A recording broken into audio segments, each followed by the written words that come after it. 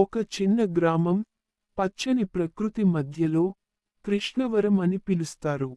అక్కడ ప్రజలు సాంప్రదాయాలు పాటిస్తూ, ఒకరికొకరు సహాయం చేస్తూ సంతోషంగా జీవిస్తారు. ఒకరోజు, గ్రామంలో నీటి సమస్య తలెత్తుతుంది. రైతుల పంటలు ఎండిపోతున్నాయి. జలాశయం ఎండిపోతుంది. ఈ సమయంలో, యువకుడైన రమణ, గ్రామ పెద్దల వద్దకి వెళ్లి సమస్యను పరిష్కరించేందుకు పాత గ్రంథాలను అధ్యయనం చేయాలని సూచిస్తాడు. గ్రామస్తులందరూ కలిసి ఆ ప్రాచీన పుస్తకాలను పరిశీలిస్తారు. అందులో ఒక పురాతన నీటి మార్గం గురించి సమాచారం లభిస్తుంది. రమణ మరియు అతని స్నేహితులు ఆ మార్గాన్ని గుర్తించి, గ్రామస్తుల సహాయంతో శ్రమించి నీటి ప్రవాహాన్ని పునరుద్ధరిస్తారు.